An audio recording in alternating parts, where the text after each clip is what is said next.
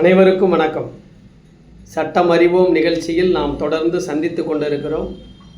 இன்றைய தினம் ஒரு முக்கியமான ஒரு சட்டப்பிரிவை நாம் சந்திக்கலாம். பொதுவாக அடித்தட்டு விளிம்பு நிலையில் இருக்கக்கூடிய மக்கள் நீதிமன்றத்தை அணுகுவதில் அவர்களுக்கு இன்னமும் போதிய விழிப்புணர்வு என்பது இல்லாமல் தான் இருக்கிறது.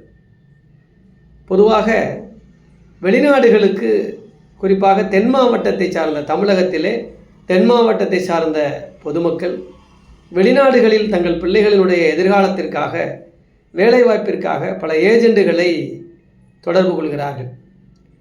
அந்த ஏஜெண்டுகளிடம் தொகை நிர்ணயம் செய்து வெளிநாடுகளில் இருக்கக்கூடிய கம்பெனிகளில் வேலைவாய்ப்பிற்காக பணம் செலுத்துகிறார்கள்.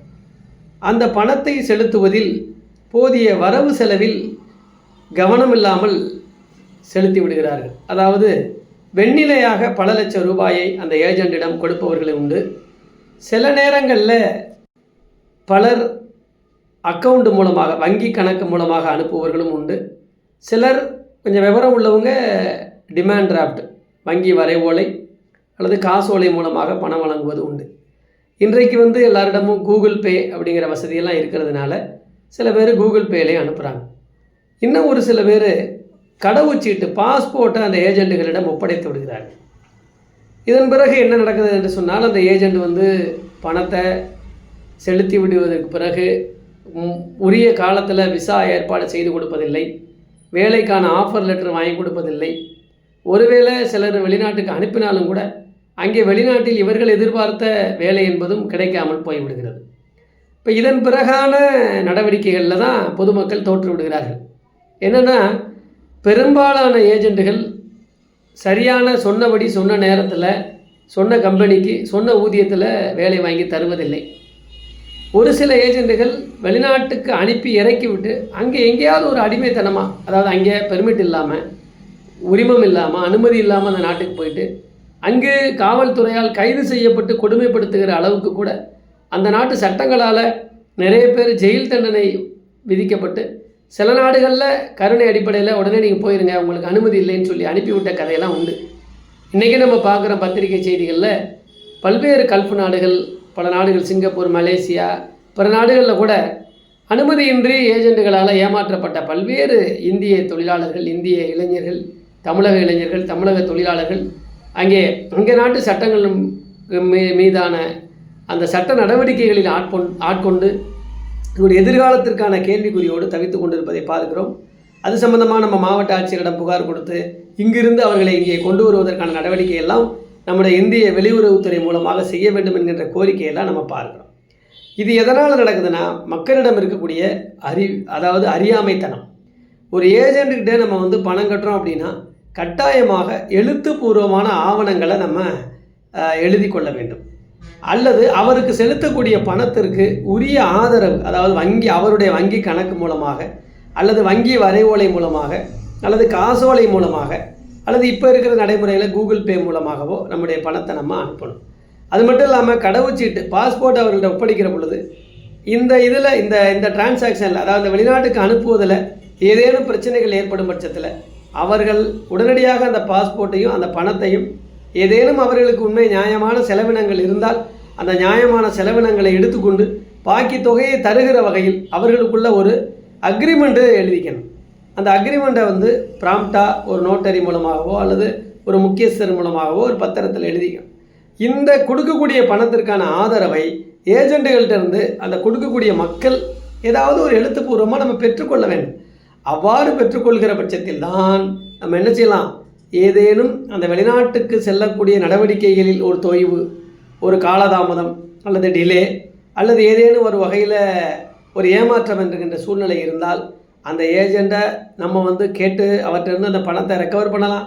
அல்லது அந்த ஏஜெண்டு ஒரு காணாமலே போயிடாரு, ஓடி போயிடாரு, அவர் வெளிநாட்டுக்கு போயிடாருன்னா கூட அவர் பேரில் இருக்கிற சொத்தையோ அவர் குடும்பத்தில் இருக்கக்கூடிய வருமானத்தை வைத்தோ இந்த எழுதியிருக்கிற ஆவணங்களின் அடிப்படையில் நம்ம காவல் சட்ட நடவடிக்கை எடுக்க முடியும். அப்போ இன்றைக்கு பிரதானமாக நான் இந்த சட்ட விழிப்புணர்வு மூலமாக மக்களுக்கு சொல்லக்கூடிய கருத்து என்னவென்றால், 1872 ஆண்டில் இந்தியாவில் நம்ம பதிவு சட்டத்தை கொண்டு வந்தோம், ரெஜிஸ்ட்ரேஷன் ஆக்ட். அந்த ரெஜிஸ்ட்ரேஷன் ஆக்டில் அப்போ பணத்துக்கு மதிப்பு என்ன, 100 ரூபாய்ங்கிறது பெருசு. 100 ரூபாய்க்கு சொத்து வாங்கியிருப்பாங்க. இன்றைக்கி பார்த்தீங்கன்னா ஒரு 10,000 20,000 ஏக்கர்லாம் சில பேர் நீங்கள் இன்றைக்கி பார்த்தா தமிழகத்தில் நாமக்கல் சைடில் அந்த மாதிரி வளர்ந்த நகரங்களுடைய ரோட்டு ஓரங்களில் அன்றைக்கி இருந்த புஞ்ச நஞ்ச காடுகளுடைய 1 ஏக்கரு 5 ஏக்கரே வெறும் 100 ரூபாய்க்கு வாங்கியிருப்பாங்க 1800 காலகட்டத்தில். அதனால் அன்றைக்கி ரெஜிஸ்ட்ரேஷன் ஆக்டில் இந்த 100 ரூபாயை பிரதானமாக பேசியிருக்காங்க. என்ன சொல்லியிருக்காங்கன்னா 100 ரூபாய்க்கு மேலாக 100 மற்றும் அதற்கு மேலாக பதிவு போன ஒரு சொத்தை வாங்கினாலே ஒரு டிரான்சாக்ஷன் நடந்தாலே அதை பதியுங்க, கட்டாயம் ரெஜிஸ்டர் பண்ணுங்கள். 100க்கு மேலான பரிவர்த்தனைகள் இருந்தால் அதனை பத்திரப்பதிவு சட்டத்தின்படியாக நீங்கள் பதியுங்க, ரெஜிஸ்டர் பண்ணுங்கன்னு சொல்லி அந்த சட்டம் சொல்லுது. ஆனால் நம்ம இன்றைக்கி ஏஜென்ட்டுக்கிட்ட எவ்வளோ பணம் கொடுக்குறோம்? 7 லட்சம் 10 லட்சம் 3 லட்சம், சில பேர் கனடாவுக்கு அனுப்புகிறோம், ஃப்ரான்ஸுக்கு அனுப்புகிறோம், ஜெர்மனிக்கு அனுப்புகிறோம், அமெரிக்காவுக்கு கூட்டி போகிறோன்னு சொல்லிலாம் பல லட்சம் ரூபாயை அனுப்பக்கூடியவர்கள் அதை அனுப்ப முடியாமல் போனதுனால ஏமாற்றம் அடைந்து அதை வாங்க முடியாமல் தற்கொலை செய்து கொண்டுகின்ற நபர்களெல்லாம் நம்ம பார்க்கிறோம். அப்போ இந்த நடவடிக்கைகள்லேருந்து நம்ம தப்பிக்கணும் அப்படின்னு சொன்னால் நம்ம எந்த ஏஜெண்ட்டாக இருக்கட்டும், நல்லவரோ அல்லது சரியானவரா இல்லையாங்கிறது அறிமுகம் இல்லைனாலும் நாம் கொடுக்குற பணத்திற்கான ஒரு ஆதரவை அவரிடமிருந்து நாம் பெற்றுக்கொள்ள வேண்டும். அது காசோலையாக அல்லது ப்ராமிசரி நோட்டாக ஒரு பத்திரமாக எழுத்துப்பூர்வ ஆவணமாக நாம் பெற்றுக்கொள்ளணும். அல்லது நாம் அனுப்பக்கூடிய பணத்திற்கு இந்த நான் சொன்ன 4-5 ஆவணங்கள் அடிப்படையில் பணம் அனுப்பியிருக்கணும். அப்போ தான் அந்த ஏஜென்ட்டுக்கிட்ட ஏதாவது டிமெரிட் ஆயிடுச்சு, டிஃபால்ட் ஆயிடுச்சுன்னா நம்ம காவல் சட்ட நடவடிக்கைக்கு அந்த ஆவணங்கள் நமக்கு இருக்கும்.